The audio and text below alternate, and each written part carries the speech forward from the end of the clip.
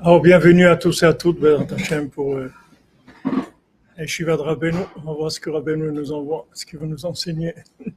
Ça va, Benjamin? Azak, Bézat Hachem, Ashrenu Matov Chelkenu, Ashrenu Matov Chelkenu, Manaim Yoralenu, Ashrenu Matov Chelkenu, Manaim Yoralenu, Ashrenu Matov Chelkenu, Manaim Yoralenu. Ashrenu Matov Chelkenu, Manaim Yoralenu. Ashrenu Matov Chelkenu, Manaim Yoralenu. Ashrenu Matov Chelkenu, Manaim Yoralenu. Ashrenu Matov Chelkenu, Manaim Yoralenu. Ashrenu Matov Chelkenu, Manaim Yoralenu. Alors, Bézat Hachem, on fait le shiur Leilul Nishmat. Shimon Slama, Ben Kamuna. Amen. Et fois Shlema, Bézat Hachem pour tous les malades. Amen. Et Bézat Hachem, l'adoucissement de la rigueur, que toutes les menaces qui pèsent sur l'humanité, elles s'annulent, qu'elles partent plus rapidement que ce qu'elles sont venues, Bézat Hachem. Et sur Rabbeinu. Amen. Tshuvat Hachem qui est Refaïn, comme Rabbeinu il a dit que c'est que de l'imagination. Et à part l'Yetzirah d'aujourd'hui, c'est que de l'imagination. Il faut s'accrocher. C'est toutes les difficultés, elles travaillent que au niveau de l'imagination. Il n'y a pas quelque chose de réel. C'est pas réel. Même qu'on voit qu'il y a des choses qui se passent, mais la procédure, elle agit que sur l'imagination. Alors on voit ici que Rabbi Nathan il nous dit que c'est plus important la Gmilut Chasadim que la Tzedaka.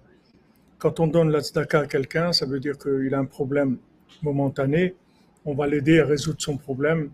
Il a besoin d'acheter quelque chose, il a besoin de payer quelque chose, il a besoin de manger, on va lui donner de la Tzedaka.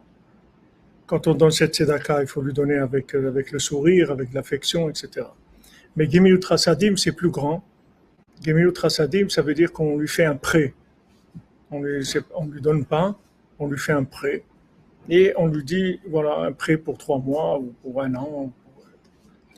Et ça, c'est plus grand que la tzedaka. Parce que le prêt, ça va le réhabiliter à ses yeux. Et en fait, avec le prêt, on va vraiment le libérer. Parce que la personne qui reçoit un prêt, au moment où elle a l'argent, c'est comme si c'était son argent. Bien sûr, elle doit rembourser, mais c'est pas comme la tzedaka. La tzedaka, quand vous donnez à quelqu'un à manger, il est en train de manger quelque chose qui n'est pas à lui. Ça s'appelle Ne'ama Dikusufa, le pain de la honte. C'est-à-dire, il mange quelque chose, mais c'est pas à lui. C'est pas à lui. Maintenant, tout son problème à lui, pourquoi il est devenu pauvre, c'est parce qu'il n'a pas l'impression d'exister. C'est pour ça qu'il est devenu pauvre. Tout ce qu'on a fait dans notre vie, 90% des choses qu'on a fait dans notre vie, c'est pour essayer de faire semblant qu'on n'est pas pauvre, c'est tout.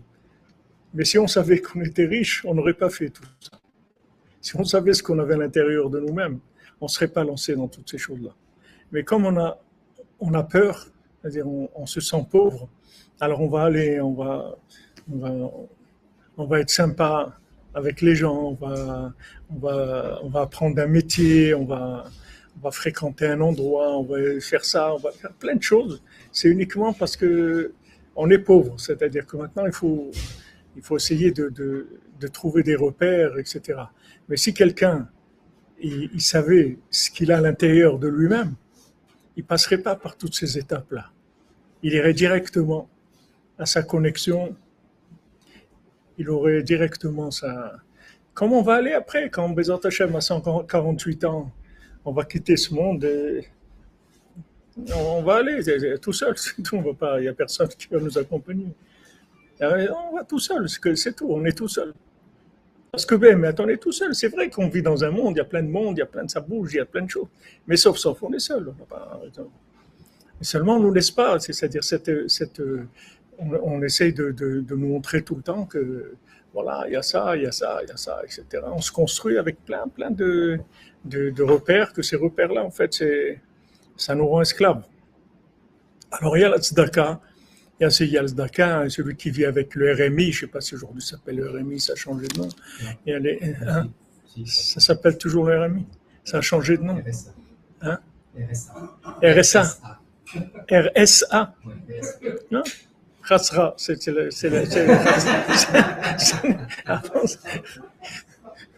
maintenant c'est devenu Khasra. Avant c'était. Ça change de nom.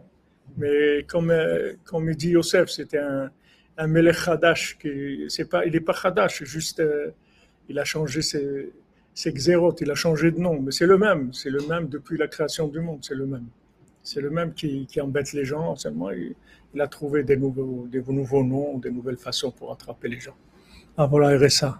Revenu de solidarité active. Wow, quel nom pour dire, pour dire, pour dire de l'aumône. Ils ont tout ça pour donner un nom comme ça, revenu de solidarité active. Ah, quel nom pour, pour dire, pour dire voilà, de l'aumône, on te donne de l'aumône.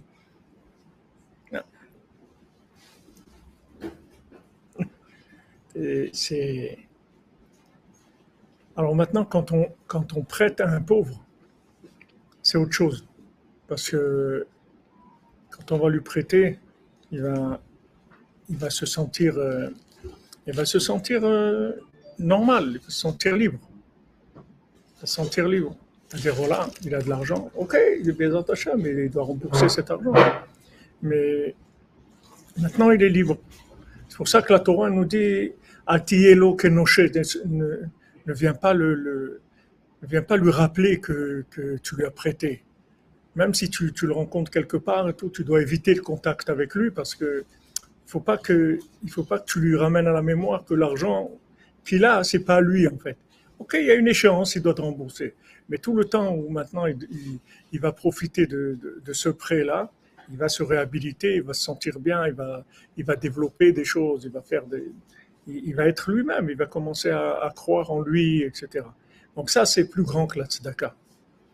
La tzedaka, on a résolu un problème momentané. On peut aider avec notre tzedaka, si elle est vraiment bien faite, à un petit peu l'aider à sortir, c'est-à-dire en lui montrant qu'il y a de la bonté dans le monde, qu'on le comprend, qu'il y a de l'empathie, qu'on vit avec lui son problème, etc., qu'on voudrait qu'il s'en sorte. Tout ça, ça peut passer avec la tzedaka. Comme on a dit, si nous-mêmes, quand on a reçu l'argent d'Hachem, on sait que cet argent il vient d'Hachem, il ne vient pas de nous. Alors quand on va le donner à la tzedaka, la personne elle va sentir que c'est Hachem qui lui envoie ça et que ça va lui faire du bien. Mais le prêt, c'est beaucoup plus fort. Le prêt, c'est beaucoup plus fort parce que c'est vraiment lui. C'est-à-dire, il a une somme d'argent et voilà, maintenant il a cette somme d'argent, il va décider quoi faire, s'il va faire un commerce, s'il va faire quelque chose. Il se sent réhabilité. Et donc, on va le sortir avec ça de sa pauvreté. Maintenant, les gens qui peuvent faire ça, c'est des gens qui ont besoin de personne. Parce que si quelqu'un lui-même, il a besoin, il ne peut pas faire ça. L'un des noms du tzaddik, il s'appelle le Malvé Agadol. C'est un des noms du tzaddik. C'est le grand, comme on dit, le grand prêteur. C'est ça on dit. Il n'y a pas un autre nom un peu plus comme ça. Ouais, un petit peu plus. C'est clair. Le grand prêteur en Malvé Agadol. Parce qu'en fait, le monde, il existe rien que parce qu'il y a le tzaddik, c'est tout. Sinon, le monde, il n'existerait pas. Comme on dit pour Abraham Avinu que Ele toldot shamayim ba'aretz behi bar'am, voilà toute la création quand elle a été créée. Nos sages disent Al tikre behi bar'am et la be'avraham. C'est-à-dire que maintenant, tant qu'Abraham Avinu, il n'était pas venu dans le monde, il était en stand-by. C'est-à-dire Hachem, Il ne savait pas encore s'il allait continuer ou pas. Quand il est venu Abraham Avinu, ça y est. Abraham Ohavi. Vous vous rendez compte qu'Hachem, il dit à Abraham Avinu, mon bien-aimé. Hachem, il dit à un homme, mon bien-aimé. Vayamin Bachem, Vayarcheveu Letzdaka.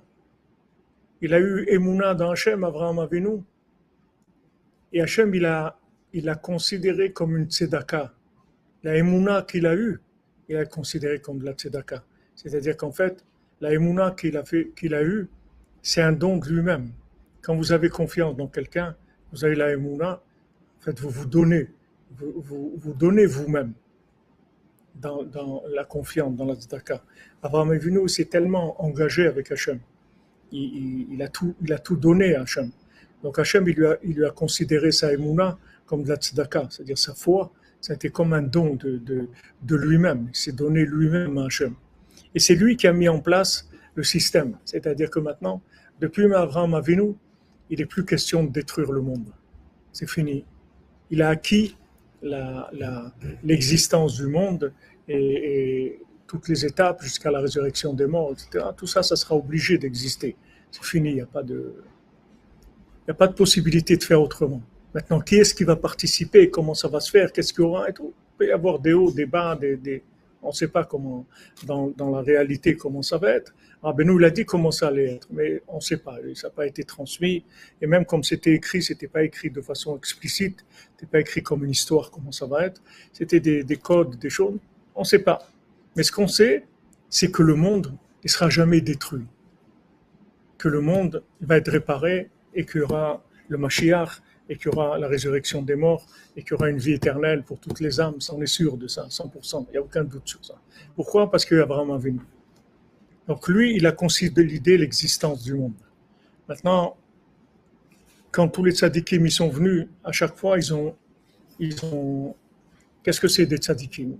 Pourquoi ces tzadikim sont des olam? C'est-à-dire la neshama de Moshe Rabbeinu, pourquoi elle est arrivée à obtenir tout ça?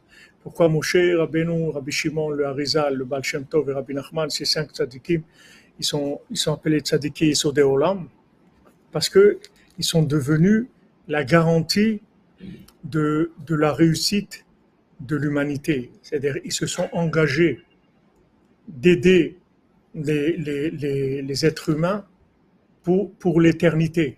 C'est-à-dire qu'ils ont engagé leur vie pour nous aider.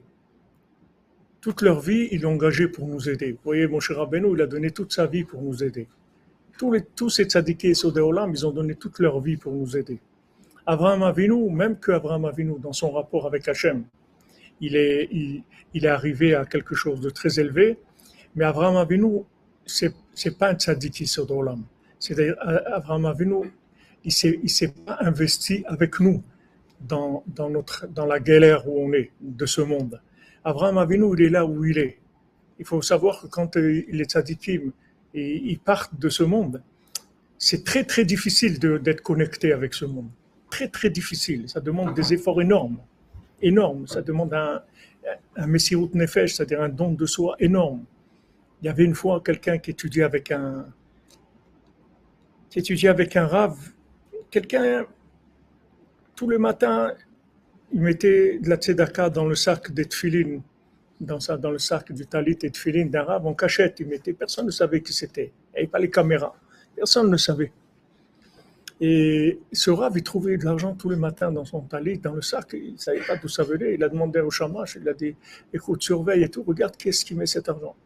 Alors il a vu qui est-ce qui mettait l'argent. Et il a été le voir, il lui a dit, c'est quoi cette Dakar que tu fais et tout. Voilà, moi, je viens de loin, je suis un Baal Tshuva, etc. Et voilà, je veux avancer. Alors le Rav, il lui a dit, viens, je vais étudier avec toi. Je vais étudier avec toi. Il a étudié avec lui de la Mishnah. Et quand il a fini d'étudier avec lui toutes les Mishnayot, il est décédé, le monsieur. Et le Rav, il lui a dit, moi, je t'ai enseigné la Torah, etc. Je te demande une chose, c'est que tu viens toujours de là-bas, tu me dis comment ça se passe, etc. Alors, il venait tout le temps le voir, je ne sais pas combien de temps, une fois par semaine, une fois. Il venait le voir. Il y a beaucoup de tzadikim, c'était comme ça. Par exemple, Rabbi Chaim Vital, quand le Harizal il est décédé, il ne pouvait pas vivre.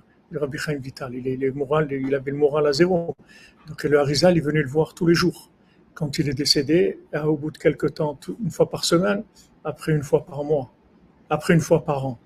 Mais le Rabbi Chaim Vital, il ne pouvait pas tenir dans ce monde sans le Harizal. Il fallait que son maître il vienne le voir tout le temps pour le renforcer, etc. Alors lui, le Rabbi, il a dit, voilà, tu viens, Okay. Alors il venait, à chaque fois, il lui racontait ce qui se passait là-bas, etc. Puis un jour, il lui a demandé, il lui a dit, ah, si vous pouvez me libérer de ça, parce que vous ne pouvez pas vous imaginer l'horreur que c'est de descendre dans ce monde. Comment ça sent mauvais, comment c'est dégoûtant, comment c'est horrible, c'est une souffrance atroce. Si vous pouvez me libérer de ça, je vous serai reconnaissant. Alors le Rav, il a dit d'accord, tu peux ne plus revenir, etc. Et il était obligé de venir avec du parfum comme ça, il mettait un peu des herbes, il avait des herbes parfumées comme ça autour de lui, parce que c'était horrible, c'était insupportable. Alors les tzadikim, quand ils partent, c'est pas tous les tzadikim qui restent avec nous. C'est très très difficile. Maintenant, c'est pourquoi ces tzadikim, ils s'appellent Yesodei Olam, qui sont la base du monde, parce qu'ils ont pris un engagement éternel. C'est-à-dire jamais ils vont nous laisser. Jamais. Tant qu'ils finissent pas, ils seront avec nous. Jusqu'au bout de la résurrection des morts, et après, ils nous lâcheront jamais, jamais, jamais. Rabbeinu a dit, je marche devant vous, ça veut dire je marche devant vous, pour toujours. Pas une fois que tu as un problème ou un souci. Je marche devant vous tout le temps. Je reste avec vous tout le temps. Et ça, c'est un chidouche. C'est pas quelque chose que les tzadikim. Il y a des tzadikim qui de leur vivant, ils nous ont aidés et tout, mais parce que, comme on dit, c'est des compagnons de galère, ou je sais pas comment on dit ça, on dit ça, compagnons de galère, moi je suis au casé. Contre fortune, on est là et tout, alors bon, on s'entraide et tout. Mais que le tzadik qui parte, et que là où il est, surtout les tzadikis comme Moshe Rabbeinu, comme les tzadikis Yesodei Olam, ils sont dans des niveaux très très élevés, qu'ils sont branchés sur nous et ils s'occupent de nous 24 heures sur 24 pour voir de quoi on a besoin, quel est notre souci, qui sont pour eux des bêtises complètement là où ils sont. Mais comme ils viennent avec nous, pas des bêtises, comme on a vu cette nuit le Baal Tfila, il parle avec eux, il leur dit, alors il dit, ouais, on a peur, il y a le Gibor qui vient et tout, mais il leur parle pas son langage à lui, il leur dit pas, ce Gibor-là, c'est Hachem, c'est comme moi. C'est pas un vrai Gibor. Faites tchouva et ça va s'arranger. Il leur dit pas ça. Il vient, il leur dit alors qu'est-ce qu'on fait? Il dit voilà, on a entendu qu'il y a un pays là-bas, il y a beaucoup d'argent, ils vont pouvoir nous aider, etc. Il dit bon, on va voir. Alors il leur dit mais attendez, je vois sur la carte que ce pays-là, il va disparaître. Donc il va pas pouvoir vous aider, ce pays-là. Ils rentrent dans leur katnout, dans leur petitesse. C'est ça la grandeur du tzaddik. La grandeur de Rabbeinu, c'est pas qu'il est très grand. C'est qu'il rentre, il peut rentrer dans un lacet de chaussures pour toi. Il peut aller bouger des choses pour que tu aies un lacet de chaussures. Il peut rentrer dans des choses pour Hier, j'avais besoin d'un truc, d'ouvrir un compte et tout. Alors, on était ici à la poste. Alors, on voit, je rentre ici à la poste, on parlait avec ma femme, je sais pas, je me sentis comme une poste, comme la poste au Maroc. J'étais comme si j'étais à Rabat, des trucs à la poste. J'étais là, je vois les gens, ils attendent. Je connais ces attitudes-là. C'est-à-dire que c'est l'attente indéterminée. C'est-à-dire que tu peux revenir demain matin, tu vas le trouver les mêmes endroits, il ne s'est rien passé, il n'y a pas de... Oh là là, j'ai senti ça, j'ai dit, enfin, bien, on s'en va. Alors, on est parti et on a été dans un autre bureau de poste dans le 19e, là-bas. Il était 6h30, ça fermait à 7h. On t'attend. Une dame, voilà, on voulait avoir un compte et tout. Ouais, pas de problème, monsieur. Tac, tac, son téléphone. Mais pas 10 minutes, c'était fait. Un gars avec son téléphone, debout, on ne sait même pas si quelque part. Hein, 10 minutes, voilà, monsieur, vous avez le truc, le compte, là, tac, tac, c'est bien. Allez, au revoir. 10 minutes, ça y est, c'est réglé. Maintenant, tu vas dire, qu'est-ce que c'est ça dans les mondes supérieurs et tout? C'est des bêtises, c'est rien du tout. C'est des choses matérielles pour eux. Mais non, c'est important pour eux. La façon qu'on a de vivre nos besoins, même que si tu les mets, tu montes un petit peu ces besoins-là, ils sont nuls par rapport à un monde plus élevé. Non, la grandeur du tzaddik, c'est qu'il descend. C'est pas uniquement qu'il descend que il va te parler, c'est qu'il va vivre avec toi le problème que tu es en train de vivre. Même si ce problème, dans le monde où il est insignifiant. Mais lui, il va rentrer, il va vivre avec toi la chose. Ça, c'est la grandeur des tzaddikim et Sodei Olam. C'est-à-dire qu'il est capable de descendre, de vivre ton problème avec toi et de le résoudre avec toi. Et ça, c'est un chidouche. Ça, il y a 5 tzaddikim dans le monde qui ont fait ça. Il n'y a personne qui a fait ça. Quelqu'un qui dit à Hachem, tu m'effaces, c'est tout. Ou tu arranges, ou j'arrête. Tu m'effaces de tout. Je veux pas. Je veux rien. Ou tu t'arranges avec eux, ou je veux rien. Maintenant, si c'est pas un tzaddik comme Moshe Rabbeinu, et qu'est-ce qu'il va dire quelque chose comme ça? Il ne peut pas dire. Vous voyez, Abraham Avinu, il n'a pas dit ça. Abraham Avinu, il est venu, il a plaidé. Il a dit, OK, Asdom, s'il y a 50, s'il y a 20, s'il y a 30, il est arrivé à 10 et il s'est arrêté. Pourquoi? Parce qu'il s'est dit, voilà, Noach, ils étaient 9, et ils n'ont pas pu, il a fait un calcul. Mais Moshe Rabbeinu, il n'a pas fait de calcul. Il n'a pas fait de calcul. C'était pas une plaidoirie d'après la logique des événements qu'il y a eu dans ce monde et d'après les règles d'Hachem. C'est qu'il a utilisé ce qu'il était lui. Et lui, il est très précieux aux yeux d'Hachem. Si Abraham Avinu il avait conscience de combien il était précieux aux yeux d'Hachem, il a dit, qu'est-ce que c'est cette affaire? Il aurait dit, qu'est-ce que c'est cette affaire de Sodome là? Allez, enlève-moi ça tout de suite. Enlève-moi ça tout de suite. Allez, on arrête cette histoire. C'est quoi cette histoire-là dedans? Allez, laisse tomber, on continue, on avance. Et tout. Sodome, c'était le plus bel endroit qu'il y avait en Eretz Israël. C'était un endroit magnifique. Après, c'est devenu comme ça. Là-bas, il le dit, même le Baal Tefila, dans la carte qu'il avait dans la main, il y avait Sodome avant qu'elle soit détruite, et Sodome après qu'elle soit détruite. Comment c'était avant? C'était l'endroit le plus fertile, le plus magnifique qu'il y avait en Eretz Israël. Et après, c'est devenu quelque chose comme ça, hein, que même physiquement, c'est l'endroit le plus bas qui est en Eretz Israël, même dans la hauteur. C'est en dessous, je ne sais pas combien de mètres de la mer. C'est-à-dire, c'est même matériellement, c'est en dessous. Mais Abraham Avinu, Hachem, il a dit, je ne peux pas faire quelque chose comme ça si on ne parle pas à Abraham Avinu. Maintenant, si Hachem, il vient t'en parler, comme un Noach, pourquoi il vient t'en parler? Pourquoi il vient t'en parler? Qu'est-ce qu'il a besoin de toi? Tu vas faire une émission télévisée, tu vas faire quoi? Pourquoi il te parle de ça? Parce que tu as la possibilité d'empêcher que ça se fasse. C'est pour ça qu'il te parle. Mais il fallait qu'ils aient confiance en eux, Noach et Abraham Avinu. Abraham Avinu n'avait pas confiance en lui, de façon totale. Sinon, il n'aurait même pas discuté. Excuse-moi Hachem, s'il y a 50 tzadikim, Hachem dit s'il y a 50 tzadikim, je ne fais pas. Excuse-moi, un truc, s'il y a 40, 30, 20. Et après, il arrête. Non, il ne commence même pas à discuter. Il dit ça, on ne fait pas. On ne fait pas. Détruire, on ne détruit pas. Moi, je ne me suis pas rapproché de toi pour que tu commences à détruire. Moi, je travaille, oui, j'ai donné ma vie pour toi, pour te faire connaître dans le monde. Tu ne veux pas détruire. On ne détruit pas. C'est tout. Qu'est-ce qu'il y avait à Sodome? Il y avait David Amelech, il était à Sodome. Ruth, elle était à Sodome. Qu'est-ce que tu vas détruire? Quoi? Les plus grandes âmes du monde, elles sont là-bas. Qu'est-ce que tu vas détruire? Tu ne détruis pas, c'est tout. Il n'y avait pas cette force-là. Il n'avait pas. Il est venu, mon cher Rabbeinu, avec 20% de l'intensité de son âme, il avait seulement. Puisqu'il était un cinquième de la Neshama de Moshe Rabbeinu. Donc il a fait sortir qu'un cinquième d'Égypte. Il avait sorti 20%, parce que lui-même, il était 20% de lui-même. Il a fait sortir que 20%. Mais même avec ces 20%-là, il a osé, parce qu'il sait qui il est. Il sait qui il est. Il vient chez Hachem, il dit, tu ne me parles pas de ça, je ne veux pas entendre parler de ça. Allez, on continue. Je ne veux pas entendre ça. Je ne veux pas entendre. On ne joue pas. Tu veux arrêter? Ok, on arrête tout. Mais si tu continues, il n'y a pas on continue avec que cela tu les fais disparaître et que on recommence quelque chose ensemble. Je ne veux pas entendre ça. On y va, c'est tout, on avance. Hachem, il le remercie. Hachem, il le remercie.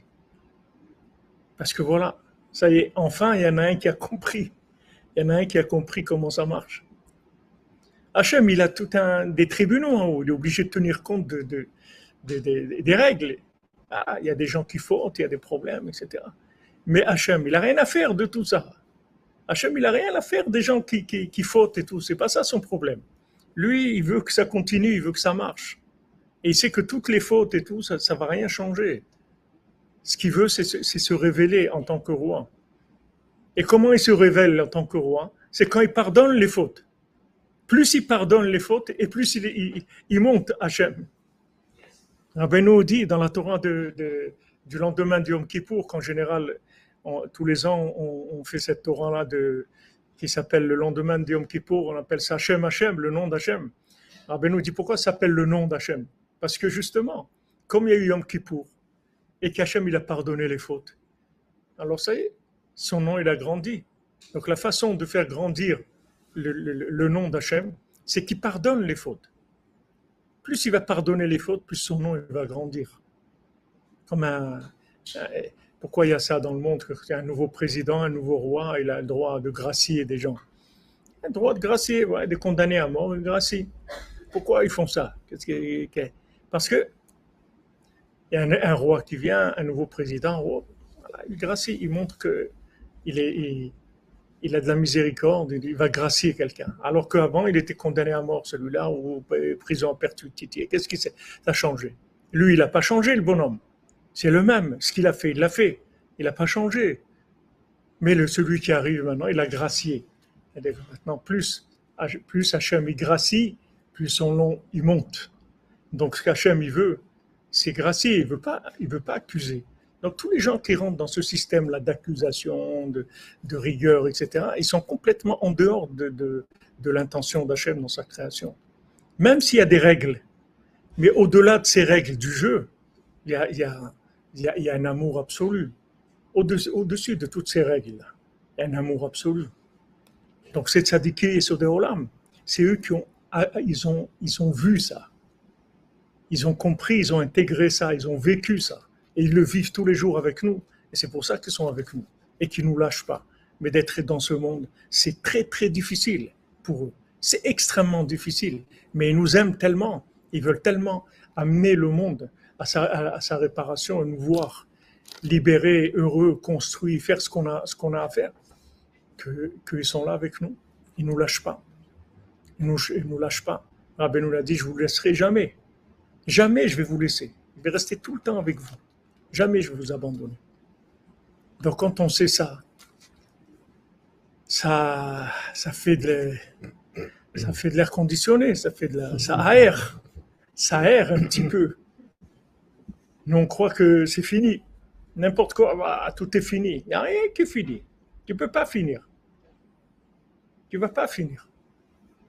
Il n'y a rien qui est fini. Il faut que tu saches qu'il y a quelqu'un qui a un malvé à Gadol.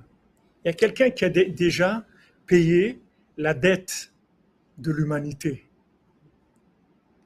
Qu'est-ce qu'il a fait, le tzaddik? Il a été voir Hachem, il lui a dit combien ça coûte le monde?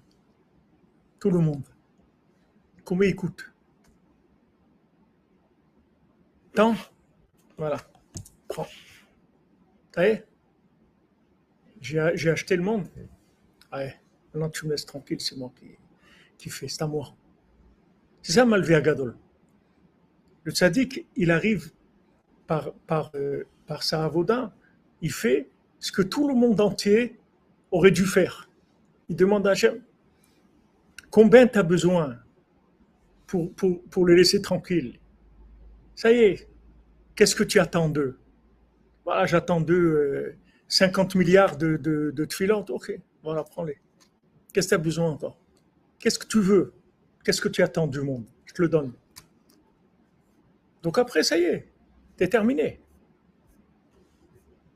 C'est pour ça que Rabbi Nachman dit, les 24 tribunaux, c'est moi. Ça n'existe pas 24 tribunaux, c'est à moi, les 24 tribunaux. Les 23 tribunaux qui sont en haut, c'est moi. C'est-à-dire, je rentre n'importe où, je vois un dossier qui ne me plaît pas, je dis, allez, enlevez-moi ça. Mais attends, il y a des règles, il n'y a pas de règles. Moi, je suis la règle des règles. Moi, je suis l'anti-règle de toutes les règles. Donc, il n'y a pas. Merci, Aaron. Et fois Shlema pour ta maman, Rivka Bat Mesoda, Bezat Hashem, Sudra Benu, Bezat Hashem.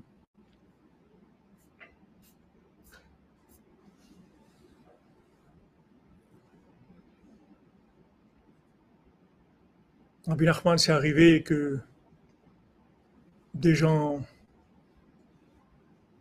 ils étaient condamnés à mort. Il les a changés, il a mis quelqu'un d'autre à sa place. Comme on voit dans le conte, que quand elle est venue sauver sa belle-mère, elle est venue le sauver. C'est une belle-mère spéciale, parce qu'en général, je ne sais pas si les belles-mères font ça. Elle est venue, elle a sauvé son gendre. Elle a dit, voilà, pourquoi vous voulez le tuer? Il n'a rien fait. Vous savez très bien qu'il n'a rien fait. Alors voilà, vous n'avez pas un autre condamné à mort, quelqu'un. Alors voilà, prenez ce condamné à mort. De toute façon, il est condamné à mort. Et faites semblant que c'est lui. Voilà. Et lui, laissez-le partir, c'est tout. Et elle l'a libéré. Donc le tzaddik, il fait des échanges. Il fait plein de choses qu'on ne sait pas. On ne sait pas ce qu'il fait.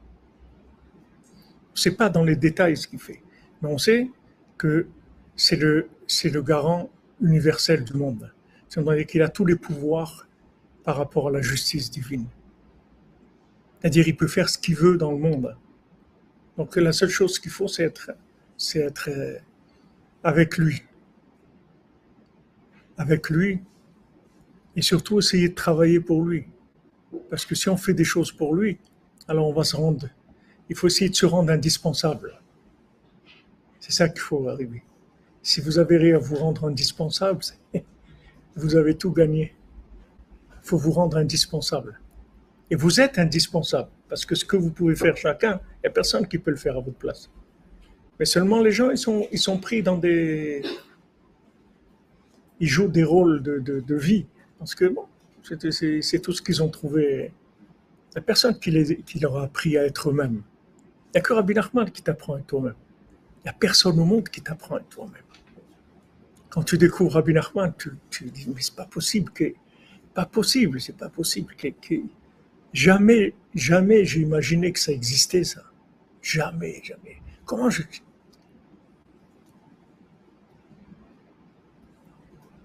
Tu veux faire de la musique? Ok, il y a du rock, il y a de ça, il y a les Beatles, il y a les treks, okay, du jazz, ce que tu... Voilà ce qu'il y a. Il n'y a pas quelque chose de... Je peux pas faire quelque chose Je peux pas faire quelque chose, moi. Non, voilà, il y a des styles. Choisis un style et voilà, développe ce style-là. C'est ça qu'on te propose dans le monde. Des styles de vie. Un style de vie de ça, un style de vie de professeur, un style de médecin, d'enseignant, de fonctionnaire, de tout ce que tu veux. Viens te proposer, rentre quelque part. Vis cette chose-là. Si on est arrivé à te rentrer dans un vêtement d'emprunt, ça y est, on a gagné. Ça suffit. Si on arrive à te faire vivre la vie de quelqu'un d'autre, c'est-à-dire d'autre chose que ce que tu es, ça y est, c'est bon. Et c'est ce qui va faire le Mashiach. Mashiach, il va prendre chacun, il va lui raconter, il va lui montrer qui il est. Il va lui montrer qui il est, vraiment.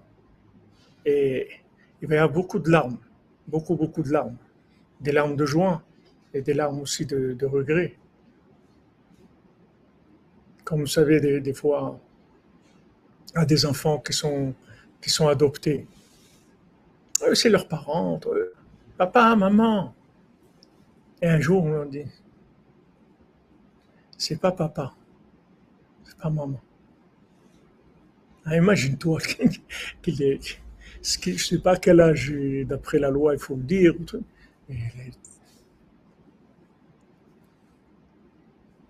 Mais comment? Mais c'est pas ton papa, pas ta maman. Comme Rafrakin al-Rachalom. C'est pas mon copain, c'est pas mon copain. Il y avait quelqu'un qui habitait dans la même ville de Rafrakin, en Lituanie, à Radin, et la ville du Chofetz Chaim. Et là-bas, il vivait à Radin comme le Chofetz Chaim, comme Rafrakin. Rafrakin, c'était un élève du Chofetz Chaim. Et un jour, il est passé, ce monsieur-là, il est passé à Aix-les-Bains. Il a entendu qu'il y a le Rav Chaikin qui connaissait depuis Radin, mais lui-même, il n'était pas dans la Torah, ce monsieur-là, il n'était pas un religieux. Il est venu, il a dit, je veux voir le Rav Chaikin, c'est un copain à moi, on est des copains. Je le connais, on est de la même ville, on est des copains. Alors les élèves sont venus, des Rav, il y a un monsieur là, c'est un copain à vous. C'est pas mon copain. Pas mon copain. Pas mon copain. Il a fait sa vie, il fait ça. C'est pas mon copain. C'est pas parce qu'on vient de la même ville et qu'on s'est connus quand on avait 14 ans ou 12 ans qu'on est des copains. Pas des copains. Rien à voir. Rien à voir avec ça. Mais quelle force il faut pour faire ça? Quelle force il faut? Comment il faut s'être trouvé pour arriver à faire ça? Pour dire, voilà, j'ai ma vie. J'ai ma vie. Je me vois comme seul au monde que j'ai quelque chose à faire. Je dois amener mon message au monde, je dois faire ce que j'ai à faire. Qu'est-ce qui peut t'aider à faire ça? Qu'est-ce qui peut t'aider dans le monde? Personne ne peut t'aider. Parce que tous les gens, c'est des mendiants. C'est tous les gens, ils sont pauvres eux-mêmes. Parce qu'ils ont besoin des autres pour exister. Tu vois quelqu'un qui est à l'Assemblée nationale, avant d'arriver là, combien de gens elle a eu besoin pour ça? D'abord, il y a un quota de monde, je ne sais pas combien de gens qu'il faut qui votent, il faut que tu sois d'abord, je ne sais pas, il y a des règles. Il faut que tu passes par plein de choses. Après tous ces gens-là, tu crois que tu vas leur dire je ne vous connais pas. Tous ceux qui t'ont emmené là, après il faut que ça revienne, l'ascenseur. Tu ne peux pas dire ça y est, t'es fini. Jamais tu vas vivre. Tu vas jamais vivre. Tu vas être toujours en rapport avec des gens, avec des situations, avec des contextes, avec des choses. Le seul au monde qui peut te délivrer, c'est le tzaddik Yesod Olam. Il a besoin de personne. Personne au monde. Quand on lui disait à Rabbi Nachman, bon, vous avez eu de la chance, vous êtes l'arrière-petit-fils du Baal Shem Tov. Il dit, je suis arrière-petit-fils de rien du tout. Mais vous aviez Rav Nachman Rodinker, votre grand-père, il vous a donné beaucoup de Torah et tout. La Torah que j'ai ne vient pas de mon grand-père. Ce que j'ai atteint, ça ne vient pas du Baal Shem Tov. Pourquoi Rabbeinu, il a dit des langages tellement forts, tellement hauts, que les gens, ça les met en colère, ça les énerve, ils n'aiment pas entendre ça. Une fois, la maman du Baal Shem Tov, elle a dit, la maman de Rabbeinu, elle lui a dit, mais pourquoi tu ne vas pas sur la tombe du Baal Shem Tov? Pourquoi tu vas pas sur la tombe de ton arrière-grand-père prier là-bas? Alors Rabbeinu lui a dit, s'il veut me voir, il n'a qu'à venir. On n'entend pas ça dans le monde. Les gens ne répondent pas comme ça. Pourquoi Rabbeinu répondait comme ça? Parce qu'il voulait montrer que ce qu'il a, c'est à lui. Il ne doit rien à personne. Rien. Il a payé tout. Tout ce qu'il a obtenu, c'est son effort personnel. C'est sa recherche personnelle. Et après, sa maman, elle a vu qu'il était venu le voir. Alors après, elle lui dit, il est venu te voir, oui. Alors fais-lui toi aussi l'honneur d'aller le voir. Mais en fait, après, tous les tzadikim, ils sont venus chez Rabbeinu. Comme on dit que même Rav Barour de Medjibos, l'oncle de Rabbeinu, le frère de la maman de Rabbeinu, le frère de Feiga, la maman de Rabbeinu. Il y avait le Rav de Sidil Kov, qui était l'oncle de Rabbeinu. Il y avait le Rav Barour de Medjibos, qui a été des années opposant à Rabbeinu. On ne sait pas s'il a été opposant parce qu'il était opposant ou parce qu'il voulait protéger Rabbeinu, alors il faisait semblant d'être contre lui pour le protéger. Mais une fois, le shamash du Rav de Barour de Medjibos, le Rav Barour de Medjibos, c'est lui qui a remplacé le Baal Shem Tov. C'était des sommités du monde. Une fois, le shamash, il l'a vu comme ça, il était triste et il n'était pas bien, quoi. Il lui a dit, Rabbi, qu'est-ce qui se passe et tout. Il dit, voilà, j'avais l'habitude d'aller toujours voir le Baal Shem Tov, de parler avec lui. Il allait sur la tombe du Baal Shem Tov, il parlait à le Baal Shem Tov. Il dit là, ça fait plusieurs fois que je suis sur la tombe du Baal Shem Tov. Il m'a dit qu'il est plus là-bas. Ils m'ont dit qu'il est plus là-bas. Maintenant, il est à Ouman, il est à côté de Rabbi Nachman, il est plus là-bas. Fini. Il a déménagé.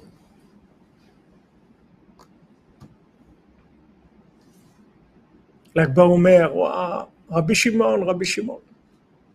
On dit voilà, à l'Akba Omer, tout le monde va chez Rabbi Shimon. Et Rabbi Shimon, il est à Ouman pour l'Akba Omer. Pourquoi Rabbeinu il a dit des choses tellement grandes comme ça? Pas besoin de dire ça. À quoi ça va me servir, moi? Qu'est-ce que je vais faire avec ça non, il faut que tu saches, comme dirait Fraki. Il faut que tu saches, hein? Il faut que tu saches à qui tu as affaire. Il ne faut pas que tu crois que c'est un tzaddik qui est là et qui a fait du bien et qui a fait plein de choses intéressantes et qui a enseigné de la Torah. Tu as affaire à tzaddik qui est Sodolam, qui est venu de façon complète et qui est venu pour terminer toute l'histoire du monde. Il a tous les outils pour terminer. Et c'est déjà terminé, comme il a dit. C'est-à-dire il a déjà terminé maintenant. Travail, c'est tout. Mais il n'y a plus cette angoisse-là que peut-être ça ne va pas se faire, peut-être il y aura ça, peut-être il y aura l'autre, peut-être... On ne sait pas qu'est-ce qu'il y aura. C'est rien du tout. Mais ce qu'on sait, c'est qu'il a terminé. Ça, on est sûr de ça. Donc lui, quand il te donne pas avec une attitude d'un pauvre. C'est-à-dire que lui-même, il y a quelque part où il est demandeur. Celui qui te donne, si lui-même, quelque part, il est demandeur, tu vas voir qu'il est en position de déséquilibre, il n'est pas bien, parce que lui-même, il est en position de demandeur. Mais Rabbeinu, il n'est pas en position de demandeur du tout. Il ne demande rien du tout. Rabbeinu, il dit, voilà, si je veux, je termine, tout de suite. Tout de suite, il a dit à ses élèves, si vous voulez, pas si vous voulez, il n'a pas dit si vous voulez, il a dit, si je veux, j'amène le Mashiach tout de suite. On termine tout de suite. Mais je veux pas, je veux vous faire participer. Je veux vendre des actions, c'est tout. Je veux que vous soyez actionnaire dans la Géoula. Mais je peux amener la Géoula. Tout de suite. Il n'a pas voulu. Il a dit, j'ai fait quelque chose de plus grand. Je veux faire quelque chose de plus grand. Vous faire participer. On aurait été. Ok, Mashiach vient. Ça y est, c'est terminé, on termine l'histoire. Alors, toutes ces âmes-là et tout. Elles vont rester comme ça, des figurants, elles vont rester la bouche ouverte, qu'est-ce qu'on va faire? Ah, c'est beau le Mashiach. Non, non. Rabbeinu dit, tu te lèves à Chatzot, tu vas amener le Mashiach. J'ai mes parts. Je suis actionnaire dans le Mashiach. Quand le Mashiach il va venir, j'ai mes parts dans la Géoula. Je suis là, je le vis. Je ne suis pas un pauvre. Pas pauvre du tout. Je ne suis pas un pauvre. Je ne vais pas manger le pain de la honte. C'est ça qu'il voulait Rabbeinu. Rabbeinu, c'est un vrai Baal Tzedaka. C'est-à-dire qu'il veut nous faire participer. Il veut qu'on ait part à la Géoula. Mais nous réparer, il peut nous réparer. Rabbi Nachman, il peut tout faire à une personne, en une seconde. Rabbi Nachman a des élèves. Un élève, il voulait voir un mort, par exemple. Il dit, Rabbi, je veux voir un mort. Donc, il a dit, mais tu vas avoir peur. Il a dit, non, non, non, pourquoi je vais avoir peur? Rabbi nous dit, tu vas avoir peur, tu vas avoir très peur. Il a dit, non, pas du tout. Afraïkel, un élève de Rabbeinu, un des grands élèves de Rabbeinu. Rabbeinu lui a montré un mort, il s'est évanoui. Alors après, quand il s'est réveillé, Rabbeinu lui a dit, comment je suis étonné de toi, qu'un homme comme toi, tu es encore dans l'imagination. Comment tu croyais que tu n'allais pas avoir peur? Je t'ai dit que tu vas avoir peur. Et tu dis, non, non, moi je ne veux pas avoir peur. Il y a des gens, ils veulent voir Eliyahu Hanavi, et ils disent, non, ce serait super. Et tout. Oui, c'est super, tu vas mourir tout de suite, tu ne peux pas. Tu ne peux pas. C'est pas rien qu'Eliyahu Hanavi, rien qu'avancer d'un millimètre de plus que ce que tu avances, tu ne peux pas. Ça va te faire du mal. Donc le tzaddik, il te fait avancer doucement. te faire avancer doucement, mais sûrement. Et il fait de toi un actionnaire de la Géoula. Et il viendra un moment où tu verras le résultat de tout ça. Et même dans ce monde, déjà, maintenant, tu verras déjà des résultats. Mais après, tu vas avoir beaucoup, beaucoup de résultats. C'est une grande miséricorde, c'est-à-dire il veut que tu participes. Il veut que tu participes. Il y a quelqu'un qui peut faire tout seul. Il ne veut pas faire tout seul. Il ne veut pas faire tout seul. Afrakin, Vachalom, il nous disait avec Slévin, il y avait un. Afrakin, il a travaillé dans les camps de travail. Je ne sais pas combien de temps il était, 3 ans, je ne sais pas combien il était dans les camps de travail. Pendant la guerre, je ne sais pas à quelle époque. Après la Shoah, je ne sais pas à quel moment. Mais il était dans des camps de travail. Maintenant, c'est écrit dans la halachot de Shabbat que si on fait un travail à deux, ça ne s'appelle pas un travail. Par exemple, tu dois faire un travail, déplacer quelque chose que normalement tu ne peux pas déplacer. Mais si maintenant, si tu fais à deux ou à trois, hein, alors ce n'est pas considéré comme un travail de la Torah, d'après la Torah. Parce que quelque chose qu'on peut faire seul, si on le fait à deux, on ne s'est pas considéré comme un travail. Alors ils avaient, dans les travaux qu'ils faisaient, ils levaient des rails, ils avaient des parties, des rails qu'ils levaient. Mais normalement, ils devaient le lever seuls. Alors des fois c'était difficile, alors ils s'entraidaient, ils disaient, allez viens, lève-le avec moi. Alors quand le surveillant il les voyait, il dit, allez là, c'est pas du boulot ça, c'est un seul, je veux pas deux, c'est pas du boulot. Alors Rakhine il a dit, voilà ce qu'elle dit la Torah. À deux, c'est pas du boulot, c'est pas une mélacha. À deux. Travail, c'est seul, c'est pas à deux. Le tzaddik, il n'a pas d'associé. Il a un élève, il a Rabbi Nathan, qui est en fait lui-même, puisque Nachman Nathan, c'est une seule personne. Rabbi Nachman et Rabbi Nathan, c'est une seule personne, c'est un seul concept. Mais il n'a pas d'associé. Rabbi Nachman, il a besoin de personne. Il peut arrêter tout de suite l'histoire du monde, tout de suite réparer. 1 seconde, ça prend. C'est terminé. Tout est réglé. Mashiach, il vient, tout s'arrange. Hein. Mais il ne veut pas ça. Il va tirer au maximum, au maximum, au maximum pour que des gens y prennent part. Au maximum, il va tirer. Heureux ceux qui comprennent ça et qui comprennent que ce n'est pas maintenant ce qu'ils vont faire qui va amener le Mashiach, parce qu'on peut amener le Mashiach sans ce qu'ils vont faire, mais seulement on leur donne une possibilité d'avoir des actions. Comme une entreprise qui n'a pas besoin d'actionnaires, la plupart des entreprises qui vendent des actions, c'est parce qu'ils ont besoin. Mais une entreprise qui n'a pas besoin des actionnaires, mais elle veut que ses propriétaires soient diversifiés, c'est tout. Donc elle vend des actions un peu partout dans le monde pour faire participer les gens. Donc Rabbi Nachman, il veut que chacune participe à la Géoula. Et tu dis, voilà comment tu vas participer à la Géoula. Tu vas faire ça, tu vas faire Ibodedou, tu vas faire Chatzot, tu vas venir à Ouman, tu vas faire Tikkun HaKlali, tu vas faire ces choses-là, tu vas participer à la Géoula. Quand quelqu'un il va à Ouman, chaque mètre qu'il fait, chaque centimètre qu'il fait, il retourne le monde entier, les Kavsrout. Pourquoi c'est dur d'aller à Ouman maintenant? C'est dur dans l'imagination, dans la réalité, c'est pas tellement dur. J'ai vu hier le Rav Chaim Kremer, c'est lui qui a écrit tous les livres en anglais là, de Breslev. Chaim Menachem Kremer. Vous avez vu, il a fait un petit cours dans un minibus qui va à Ouman, et voilà, 10 heures de bus pour arriver à Ouman. C'est un monsieur, il n'est pas jeune, il doit avoir 75 ans. C'est un petit peu plus dur, mais c'est pas le communisme, c'est pas l'URSS. Donc quand on allait à l'URSS, il fallait se cacher derrière, on se mettait derrière la voiture avec une couverture sur nous, des trucs passés. Le gars, avec la pile, la nuit, regardait comme ça, on était cachés, qu'il fallait pas bouger, etc. Après les interrogatoires avec le KGB, 6 heures d'interrogatoire avec le KGB, tout ça. Au début, on avait peur. Après, on s'est rendu compte que c'est un film. C'était Hollywood.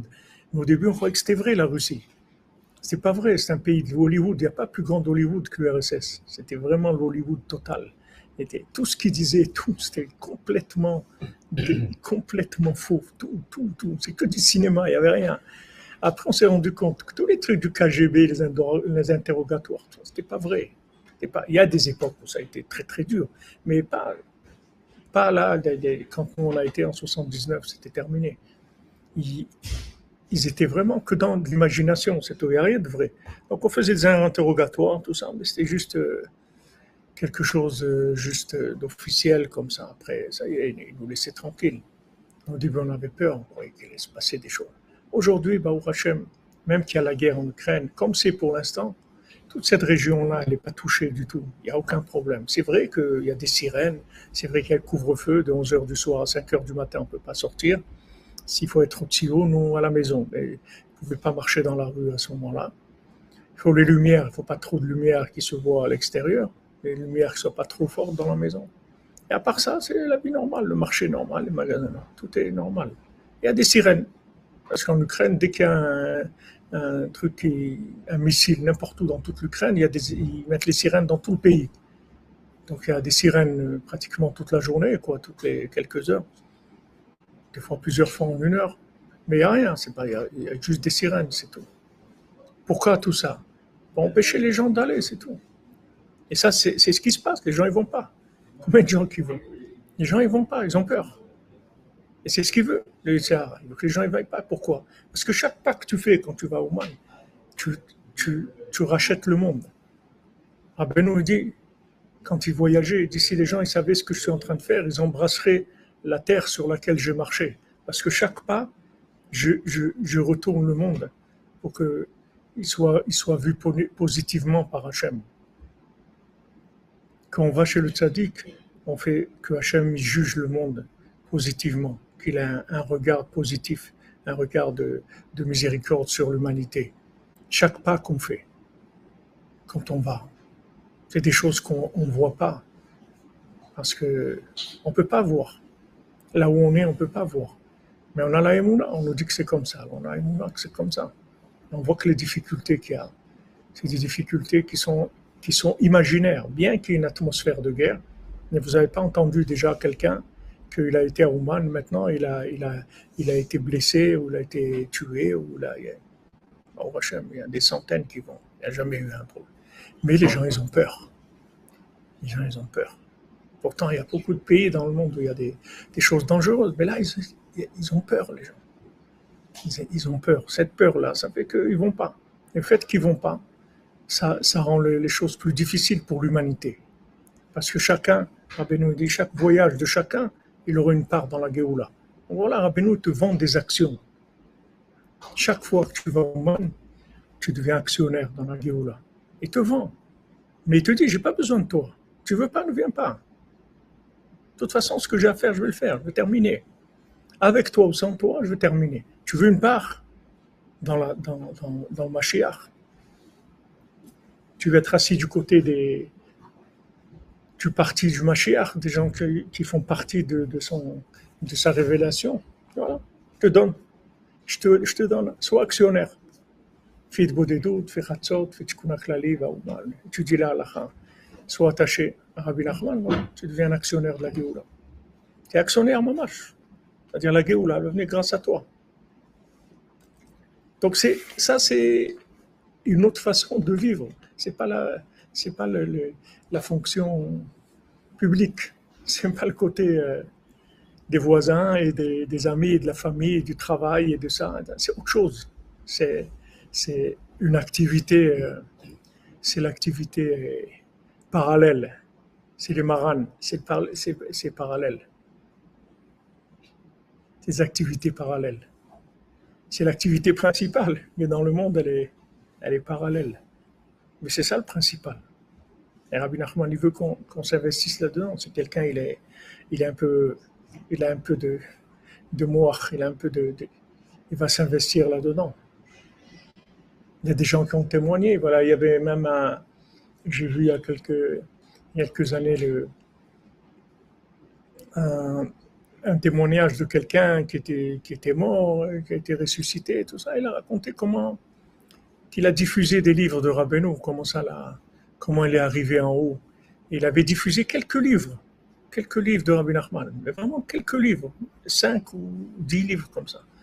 Et il a dit que ces 5 ou 10 livres qu'il a diffusés, c'est avec ça qu'il s'est sauvé, c'est avec ça qu'il a été sauvé, et ils l'ont laissé revenir dans le monde pour continuer à vivre.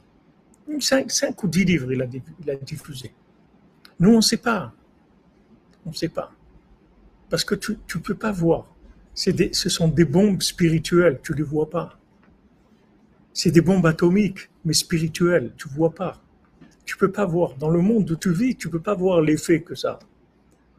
Mais par exemple, Rabbi nous dit, quand on a un livre à moi dans la maison, l'écoutez-moi, Tzipurei Maasiot et tout, ça empêche la maison de brûler.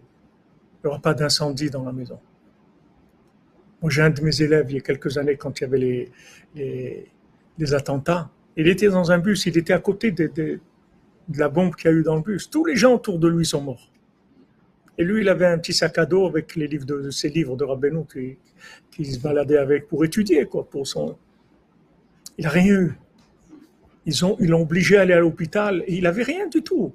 Ils l'ont obligé, non, c'est impossible. Ils l'ont obligé à aller à l'hôpital et à passer des radios. Rien du tout, rien du tout. Il était à côté. Rien du tout. Ni lui, ni les livres qu'il avait, rien. Ça n'a pas été touché du tout. Il y a des choses qu'on ne voit pas dans le monde. Des fois, on nous montre une petite chose pour savoir, pour vous dire, attends, ne crois pas que c'est tout comme tu penses, ou comme tu vois. Il y a des choses que tu ne vois pas. Maintenant, pourquoi Rabbeinu, il a dit à Rabbi Nathan, parle de la Emouna le maximum que tu peux. Parce que c'est la seule chose avec quoi on veut tenir. Seulement la Emouna, il y a des degrés. Quand tu rentres après, tu passes, il y a une étape où quand tu vas rentrer dans la Emouna, c'est fini après. Après, on ne peut plus te ramener de là-bas. Parce que tu vas voir des choses. Tu vas voir des choses qui vont se passer, ça y est, c'est fini. On ne peut plus te débrancher. Tu es rentré, tu as passé une étape. Quand Rabbi Nathan, il voyait, il disait à Rosh Hashanah, il y a Rabbeinu, il est là avec nous. Après que Rabbeinu soit décédé, il dit, quand on est à Ouman, à Rosh Hashanah, Rabbeinu, il est là. Et si Rabbeinu, il est là, alors les 7 bergers, ils sont là. Les 7 bergers du Ham Israël, ils sont là.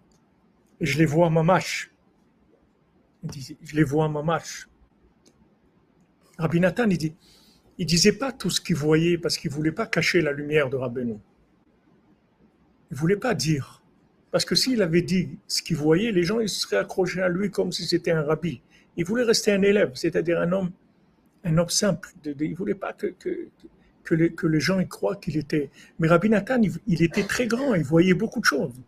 Rabbi Nathan, il voyait beaucoup de choses. Une fois, il parlait avec lui sur la halakha, sur le Taz, je crois, dans Shulchan Aruch.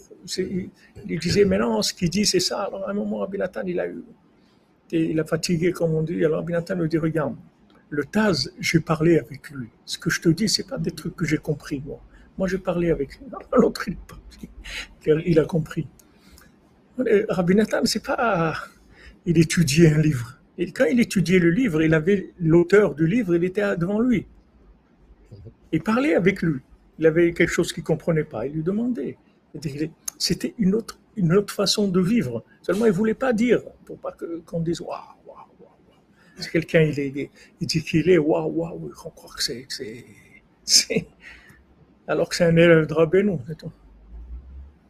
C'est plus grand. Pour lui, c'était plus grand d'être un élève de Rabbeinu que d'être lui-même un tzaddik, un chidouche. Parce que d'être un élève de Rabbeinu, c'est le plus grand niveau qu'il est, puisqu'il peut tout faire pour toi. C'est un vrai Baal Tzedaka. Le tzaddik, c'est un vrai Baal Tzedaka. Un vrai. En 96, vous demandez, je ne sais pas de quoi vous avez parlé, je n'ai pas vu le reste du message. Mechila. Il vous dit quand Israël aura fini de faire tchouva, la Géoula paraîtra. Je ne pense pas qu'on va finir de faire tchouva, parce que c'est un projet qui n'est pas tellement... C'est pas réaliste.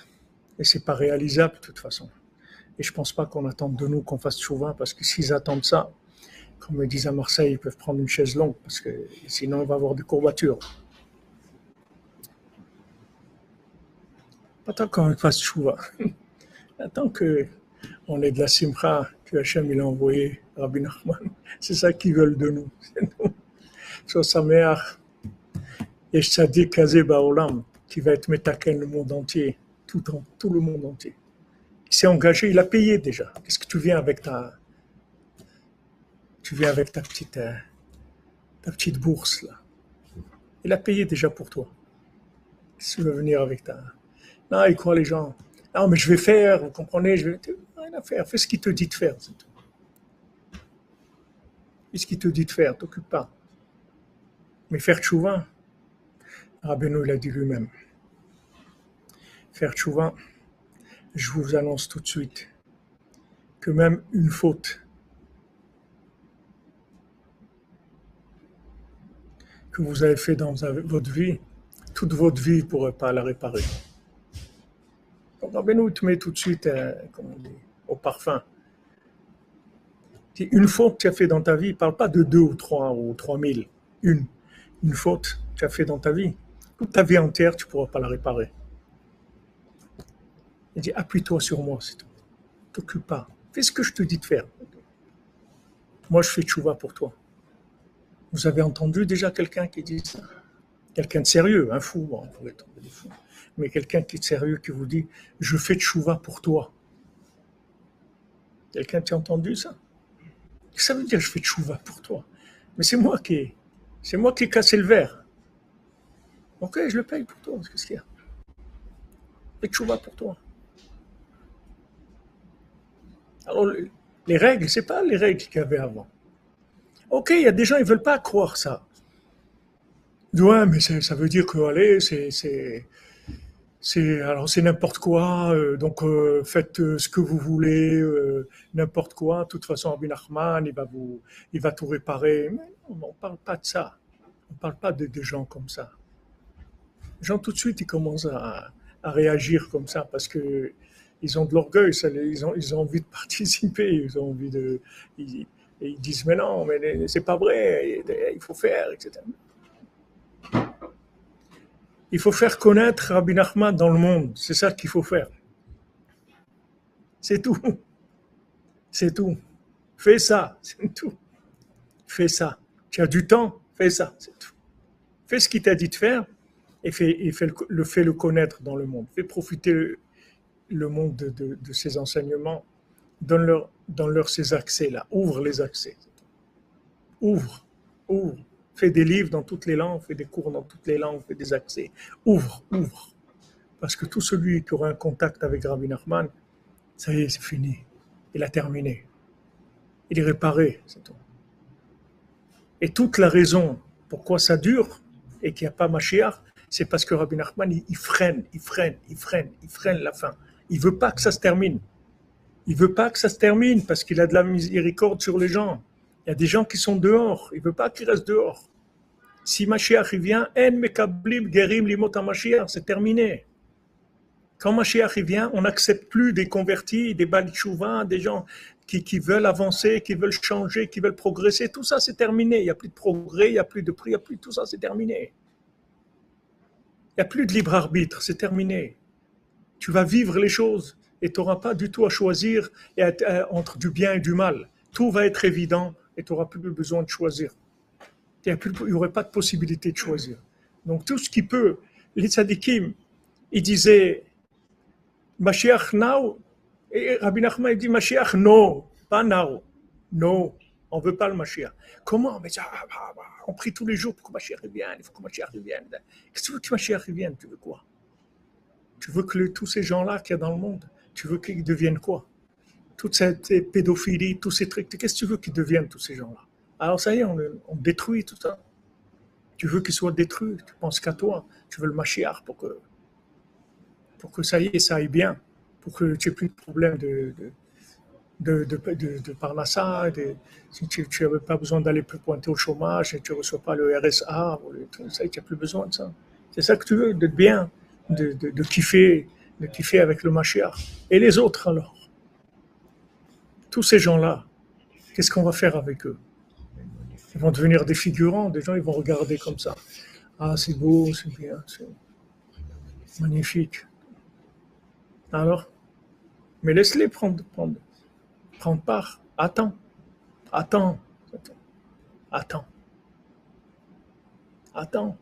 C'est bien pour toi, c'est bien pour eux. Parce que dans cette attente, toi aussi tu fais des bénéfices. Toi aussi tu deviens actionnaire. Toi aussi tu avances. Mais arrête de dire, je veux que le Mashiach vienne tout de suite. Pourquoi tu veux qu'il vienne tout de suite?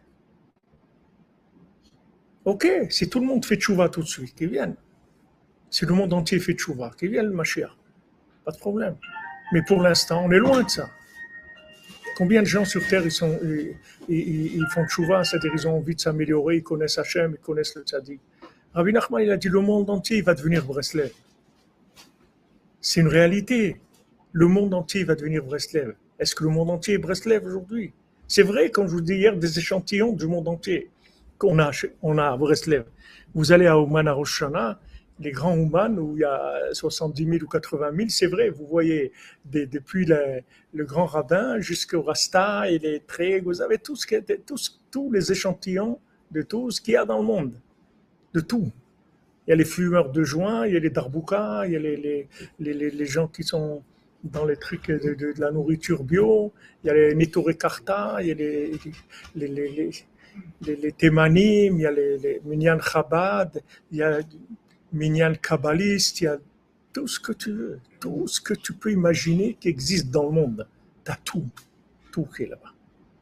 Ok? Rabbeinu, ça y est, il a nommé les princes de 1000, de 100, ça y est, il a les chefs de file. Mais il faut qu'il travaille. Il faut qu'il travaille.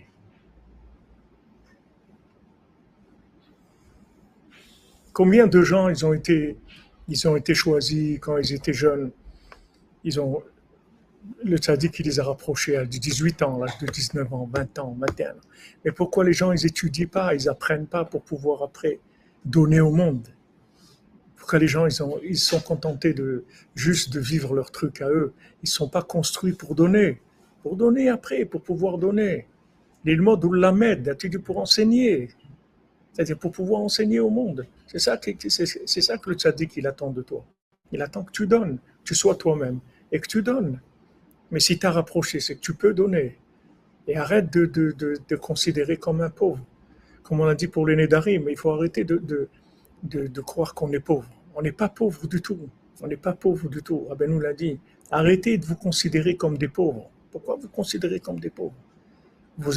Rabbi nous l'a dit, je peux faire de vous des gens exceptionnels comme il n'y a jamais eu dans le monde. Que depuis la création du monde, on n'a jamais vu une personne comme toi dans le monde. Mais Rabbi Nachman, il l'a dit, c'est vrai. Maintenant, tu vas dire, mais comment c'est possible? Il y a eu Rabbi Akiva, il y a eu ça. T'occupe pas, ne réfléchis pas. Rabbi Nachman, il te dit ça. Lui, sait ce que ça veut dire. Toi, tu sais pas ce que ça veut dire. Parce que toi, tous tes concepts, c'est des concepts de Hollywood. Tu sais pas ce que ça veut dire. Il te dit des paroles, tu comprends pas. Tu peux pas les matérialiser dans l'imagination parce que tu peux pas. Ce que tu as l'habitude de matérialiser, c'est des projections cinématographiques. Tu sais pas ce que c'est.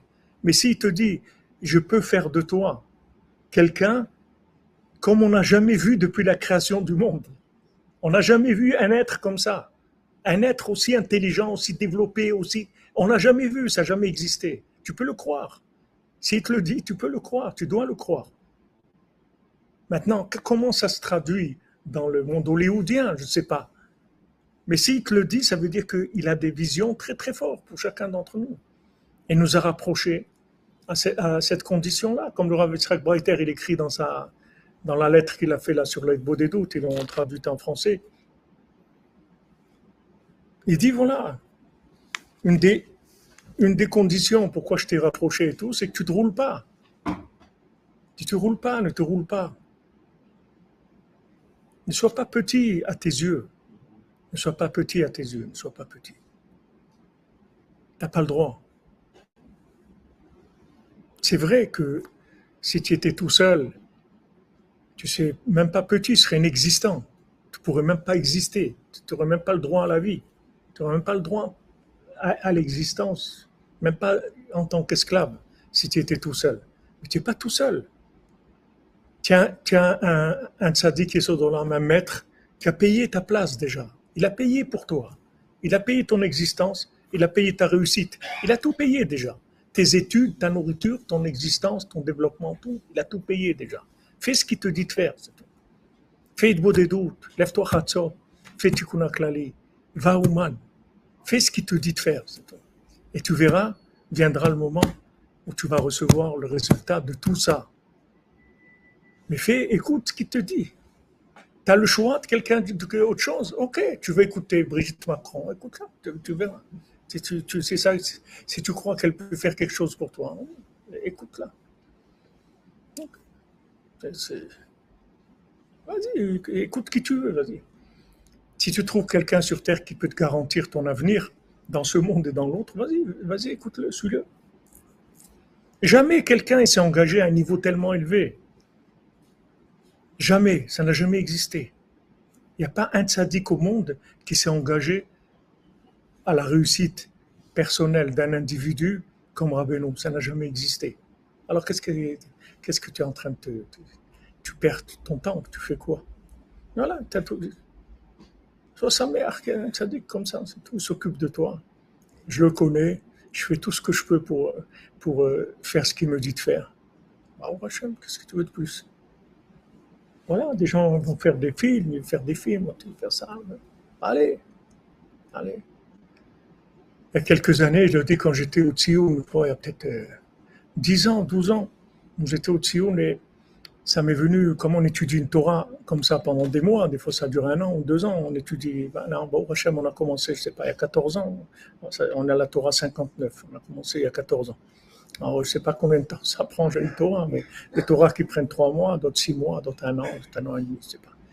Mais j'ai eu comme ça, je me suis dit, si on arrivait, au lieu d'enseigner la Torah comme on l'enseigne, à faire un film, on fait vivre à des gens l'enseignement.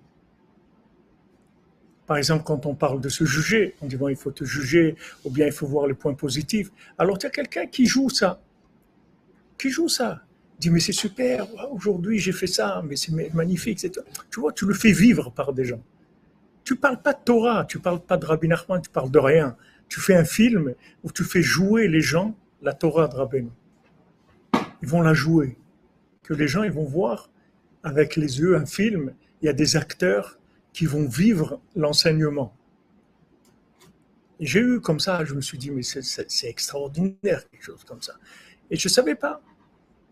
Je ne sais rien du tout. Je dis à Rabbeinu, regarde, peut-être je suis dans la folie totale, je suis en train de partir dans les cacahuètes, là, je suis en train de délirer. Il faut me. Dites-moi si c'est bien ou pas.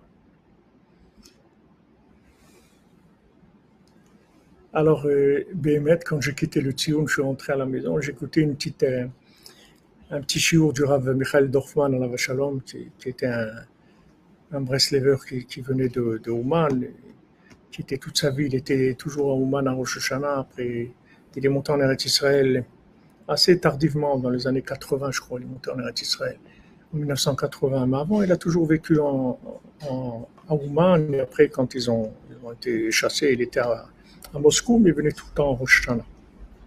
Il y avait une interview, quelqu'un qui l'a filmé, et il a dit dans le film que j'ai vu après, il a dit avec les films, Mashiach il va venir. Il a dit ces mots-là. Avec les films, Mashiach il va venir. Alors voilà, j'ai eu ma réponse.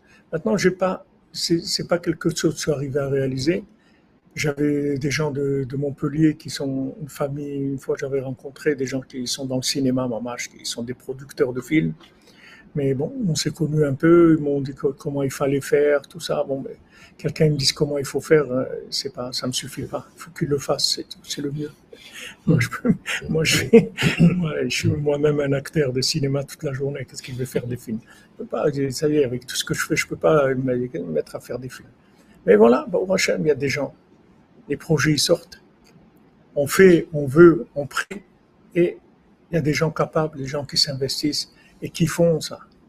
Voilà, il y a des choses extraordinaires Et c'est sûr que quelqu'un qui va voir un film comme ça, il va être imprégné de l'enseignement, encore plus que quelqu'un qui va étudier. Parce que quelqu'un qui va étudier, il faut qu'il comprenne exactement ce qui est écrit et que ça le touche dans son cerveau et qu'il prie après pour que ça rentre dans le cœur, etc.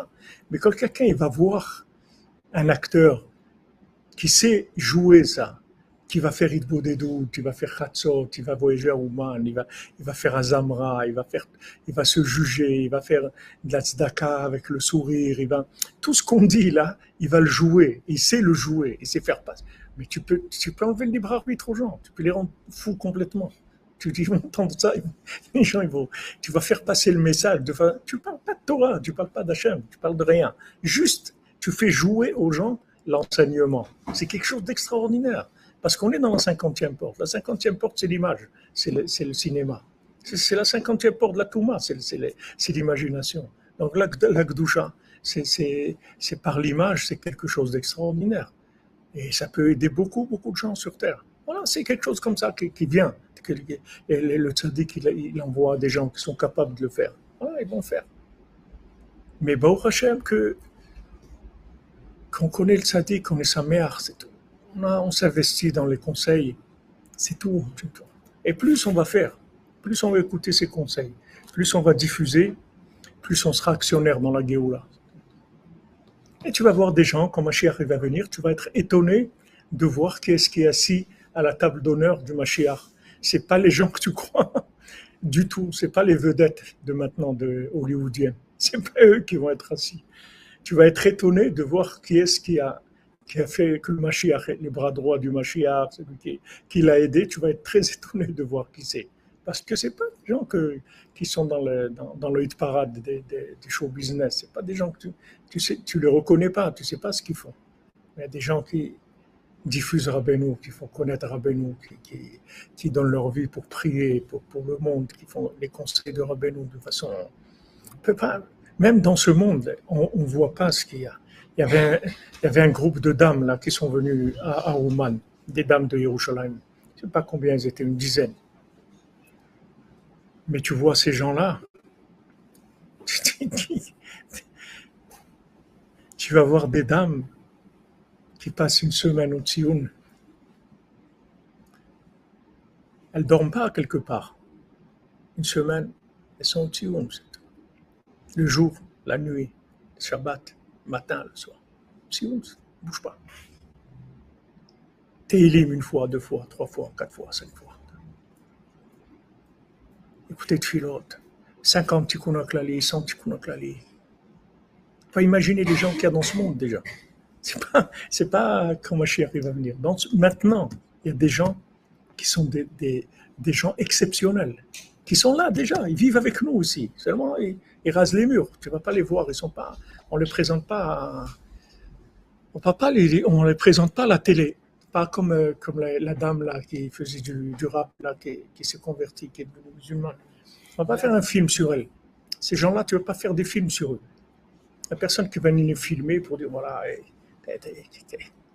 Mais c'est des gens, quand tu vois ça, tu dis, mais quel koach, quelle force il a le tzaddik des gens. Et c'est des mères de famille, je veux dire, c'est pas des jeunes de 20 ans qui sont dans un plan ribouillé comme ça, c'est pas boulevard Rambouillet comme ça, c'est pas des gens qui sont dans le ribouilleur, les lumières de la jeune. Non, c'est des gens qui ont des familles, des gens malades aussi, des femmes là-bas qui sont pas dans une très bonne santé. Tu vois des gens comme ça, tu dis, mais c'est quoi ça? D'où ils ont la force de faire ça? D'où ils ont la force? Auquel quelqu'un, il reste au Sion 3 heures, 5 heures, 6 heures, mais 24 heures sur 24 pendant une semaine ou 10 jours qu'elles étaient là-bas. Il y en a une, elle vient tous les mois. Tous les mois, elle vient. Elle reste là-bas quelques jours. Elle repart. Tous les mois, elle vient de Jérusalem à Ouman. Mais elle ne bouge pas du Tsioun. Elle vient, elle arrive avec ses affaires au Tsioun, elle repart du Tsioun à l'aéroport, c'est tout. Elle ne bouge pas. Elle ne bouge pas du Tsioun. Ni pour manger, ni pour dormir, ni pour rien. Manger, il y a des gens qui arrivent, qui posent du manger là-bas. Et bon, c'est tout. Mais d'où ça vient, ça, cette force-là? Des êtres humains qui sont des gens normaux, c'est pas des gens qui sont... D'où ça vient, cette force-là? C'est le koach du tzaddik, le tzaddik qui donne des forces qui sont surhumaines à des gens. Par rapport à la moyenne des gens, vous voyez des gens comme ça. Ces gens-là, c'est eux les bras droits du Mashiach. Eh bien, tu peux venir à Oman, tu vas les voir, c'est tout, ils sont là. Tu peux surveiller, tu peux mettre quelqu'un qui surveille, tu vas voir qu'ils ne bougent pas du Tsioum. Ils ne bougent pas. On peut prier sans arrêt, sans arrêt, sans arrêt, sans arrêt. 24 heures sur 24. Quand tu es fatigué, elles sont dans, mais dans l'endroit. Bouge pas. Regardez Rabbeinu, ce qu'il a fait avec des gens maintenant, que de son vivant, il n'a pas fait. Que Rabbi Nathan, il n'a pas vu ça. Que Rabbeinu, il n'a pas vu ça, et que Rabbi Nathan, il a vu ça. Il n'a pas vu ça. Et nous, dans une génération de Picsou où on est aujourd'hui, de Hollywood, tu vois des choses comme ça. Tu vois des gens qui ont une force comme ça. D'où ça vient? Ça vient de la connexion avec le tzaddik, c'est tout. La émouna, la connexion avec le tzaddik, ça donne des forces extraordinaires. Donc il y a ce qu'il faut, Baruch Hashem. Il ne nous manque rien. Il n'y a pas if I was a rich man, you are a rich man. You are a rich man. Pas besoin de dire. If I was, tu es déjà.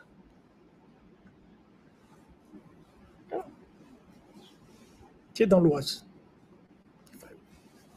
If I was a rich man, j'aurais fait ça. Mais tu es riche. Il y a quelqu'un qui paye pour toi. C'est-à-dire, rien que mets la main dans la poche, tu sors ce que tu veux. Rien que fais, je t'aide. Avance, c'est tout. Les gens, ils n'ont pas la émouna en eux qui sont capables de faire ça. Des fois, le visuel, de voir des gens comme ça. Même chez les hommes, il n'y a pas ça. Des hommes qui font ça, il n'y a pas.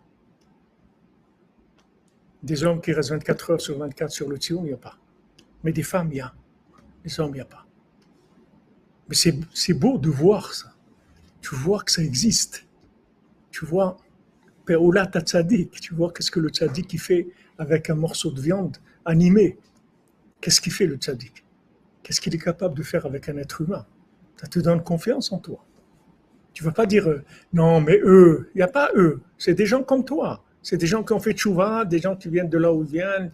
Là-bas, des femmes qui étaient des businessmen américaines, et des trucs. Des gens qui sont, ne croient pas que c'est des gens de la haute. C'est pas des gens de la haute, c'est des gens de la basse. C'est pas des gens de la haute.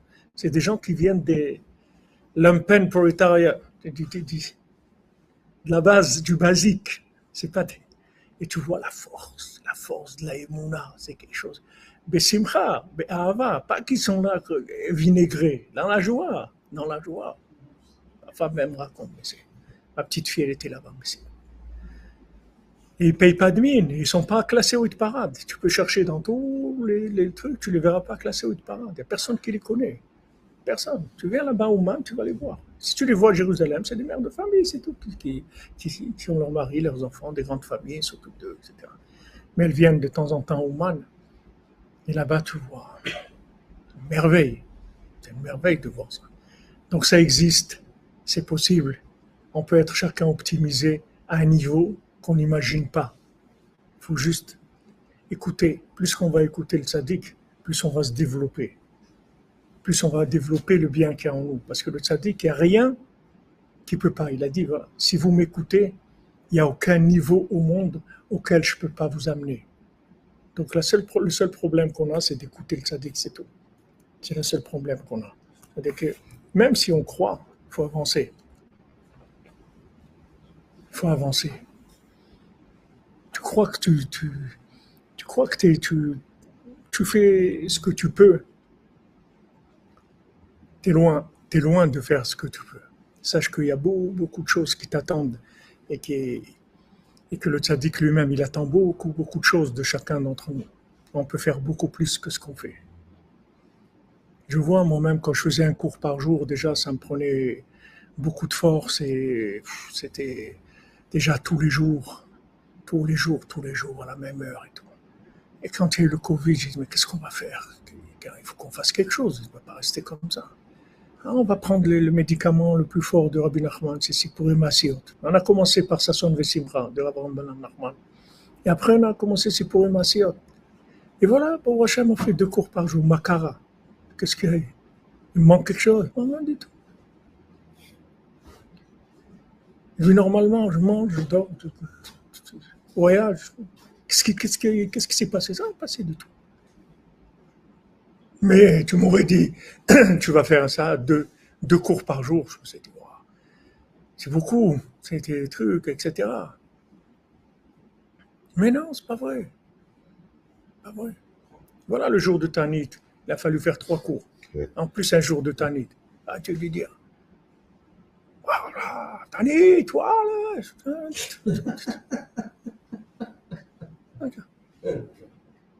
C'est pas, tu connais pas tes forces. Tu sais pas ce que tu peux faire. Tu sais pas. Parce que tu vis dans un contexte d'évolution, tu as une certaine énergie par rapport à ce qui se passe. Mais le tzaddik, il peut te donner des forces incroyables. Il faut te lancer, c'est tout. Il faut oser, il faut y aller.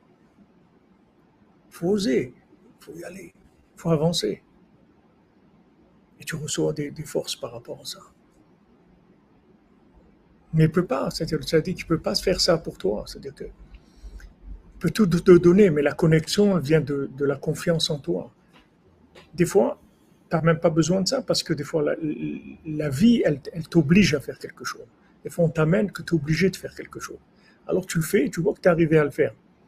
Mais il y a beaucoup de choses que tu peux faire de par ta propre initiative et tu n'es pas conscient que tu peux les faire. Parce que tu n'as pas confiance en toi. Mais si tu as confiance en toi, tu peux y aller. Tu peux y aller, tu peux faire beaucoup, beaucoup de choses. Les Hashem, on va bientôt, j'espère qu'elle va sortir avant Rosh Chodesh Elul, la brochure sur le français fou. Vous allez voir là-bas des choses extraordinaires. Plein de choses que vous ne savez pas, qu'on ne connaît pas. Il m'a envoyé notre ami Shimon qui travaille dans l'arrière-plan. Il m'a envoyé hier Pushkina, vous voyez la rue Pushkina. D'où ça vient le nom Pushkina? Il y a quelqu'un qui s'appelait Pushkin. Vous allez être étonné de savoir qui c'était ce Pushkin-là. Être étonné, vous allez entendre son histoire, vous allez être étonné de voir qui c'était. Vous allez voir. On va voir Pushkin. Vous voulez Pushkin? Pas Poutine, hein, Pushkin. Pushkina. Vous allez voir.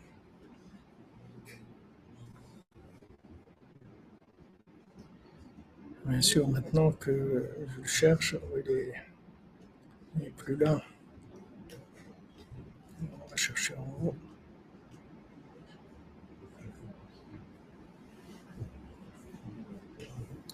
Alexandre Pouchkine, 1799-1837.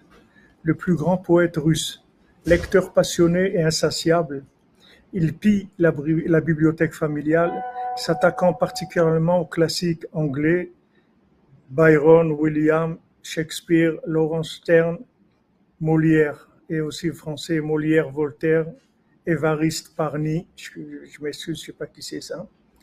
Sa profonde connaissance de la culture française et son parfait bilinguisme qu'il cultiva toute sa vie lui valent d'ailleurs le nom de Franzouz. Il l'appelait comme ça, le Franzouz, le français. Parmi ses camarades du lycée, par son aisance à improviser, comme à réciter par cœur des vers innombrables, sa mémoire est infaillible, sa vivacité d'esprit remarquable. Pouchkina, la rue des Français, mort à 38 ans, né en 1799, l'année où Rabbi Nachman et Napoléon étaient en Eretz Israël. Un petit exemple de connexion, de choses que vous pouvez ne pas ignorer complètement d'où vient le nom de la rue Pouchkina. Regardez, on peut passer dans la vie à côté de plein de choses, on croit qu'on sait des choses. Il y a plein de choses qu'on ne sait pas. Voilà une connexion, vous voyez, avec les Français. Il appelait le Franzouz. La rue Pouchkina, Pouchkine, on l'appelait le Franzouz, le français. Donc les Français, il y a du travail, il y a beaucoup de choses à faire. Vous allez voir, Bezat Hashem, dans cette brochure, il y a beaucoup de choses qui vont beaucoup aider. Voilà, Pouchrina, comme tu dis aussi, Yitzhak, Pouchrina. Que Napoléon, c'était un démon, c'était un fils de servante. Ah, Pouchkine, tu dis ou Meshkin. Ah ouais, Poutine, c'est mesquine, pas Pushkina. Pushkina, c'est tous les noms qui sont là-bas, c'est des choses extraordinaires. Donc, Bezant Hachem, voilà. Il faut commencer par la confiance en soi, comme on a étudié les Nédarim pour avoir confiance en soi. Puis on fonce dans Rabbeinu, confiance dans Hachem, pour commencer à se développer au-delà de notre imagination qui nous bloque. On a une imagination qui a été créée par des standards de blocage, des standards d'esclavage. On a des standards d'esclaves dans notre tête. Il faut savoir, on a la tête avec qui est bloquée par des choses.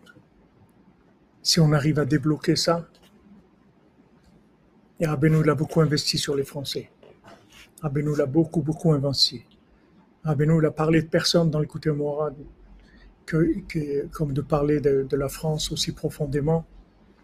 Et Rabbeinu, il ne s'est jamais occupé de détruire aucun homme politique dans le monde. Rabbeinu, le seul homme que Rabbeinu l'a détruit, c'est Napoléon. Rabbeinu ne s'est jamais occupé de personne dans le monde. Jamais il s'est mêlé de quoi que ce soit. Mais Napoléon, Rabbeinu, il a vu qu'il fallait le détruire. Il a dit la Torah 29 pour détruire Napoléon. Donc ça, c'est des choses qui sont aussi ignorées par beaucoup de gens. Comme on l'a étudié, on l'a étudié il y a quelques semaines. Ce qui dit Béanachal et tout. Il dit, la France, dans ces endroits-là, tellement éloignés, tellement, dans la langue la plus éloignée du monde, dans les endroits les plus éloignés du monde, c'est de là-bas on va rattraper le monde. Comme Ouman, c'est l'endroit le plus bas du monde. La France, c'est la langue la plus éloignée du monde. C'est la langue la plus loin du Lachon HaKodesh, la plus loin de la révélation d'Hachem.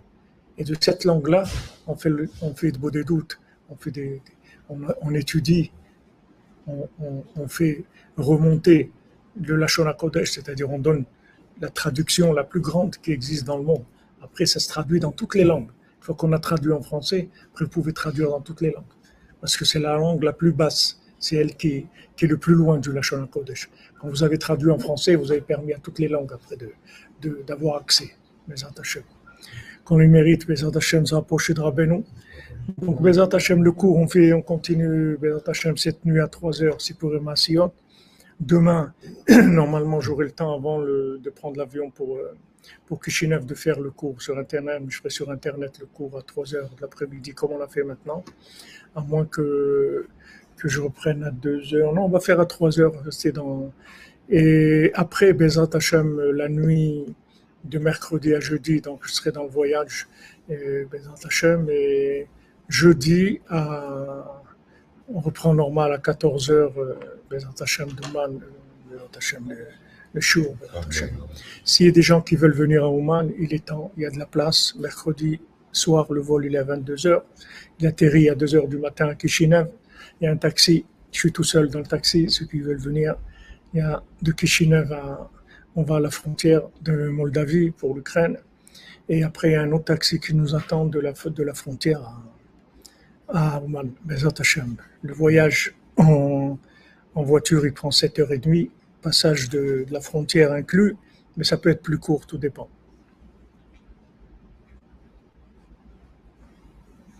Mais on l'a dit déjà, vous dites pourtant, Rachi a utilisé le français. Mais on a parlé, mademoiselle Gomez, de ça.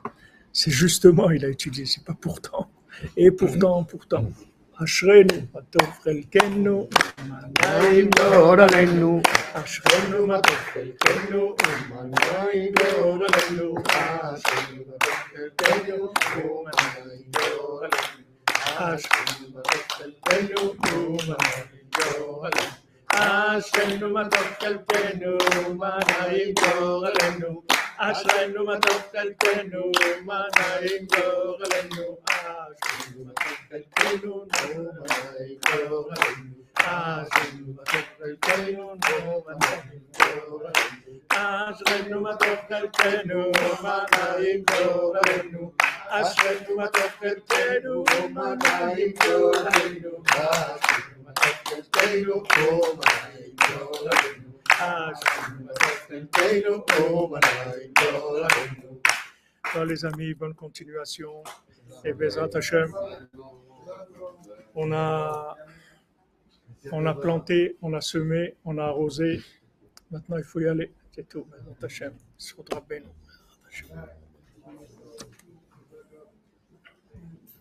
Amen, amen. Merci. Merci à vous.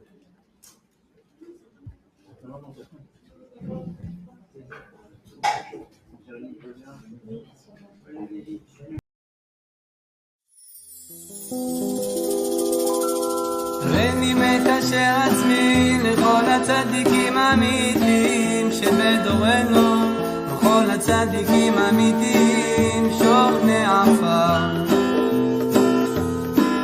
קדושים אשר בארץ המה, ובפרט לרבנו הקדוש צדיק יסוד עולם, רבנו נחמן בן פגל, זכותו יגן עלינו ועל כל ישראל אמן. לכו נרנן על אדוני, נריע לצור אישנו, נקדם אף פניו בתודה, בזמירות נריע לו. כי אל גדול אדוני ומלך גדול על כל אלוהים. דידידידים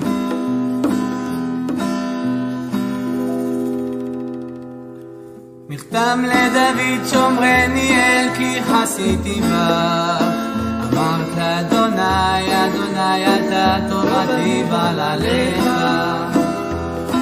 קדושים אשר בארץ המה באדירי כל חפצי בם, ירבו עצבותם אחר מהרו בלסיך נזקיהם מדם, ולשא את שמותם על שפתי, אדוני מנת חלקי וחוסי, אתה תומיך בו בליך, בלים נפלו לי בנעימים, אף נחלת שפרה עלי, אברך את אדוני אשר יצאני, אף לילות יסרוני חיליותיי. שיביתי אדוני לנגדי תמיד, כי מימיני בא לאמור. לכן שמח ליבי ויגל כבודי, בשרי ישכון לבטח, כי לא תעזוב נפשי לישון, לא תיתן חסידך לראות שחר, תודיעני אור החיים, טוב השמחות את פניך, לעמוד בימינך נצח. ודוד מזכיר, אשרי נשוי פשע כסוי חטאה,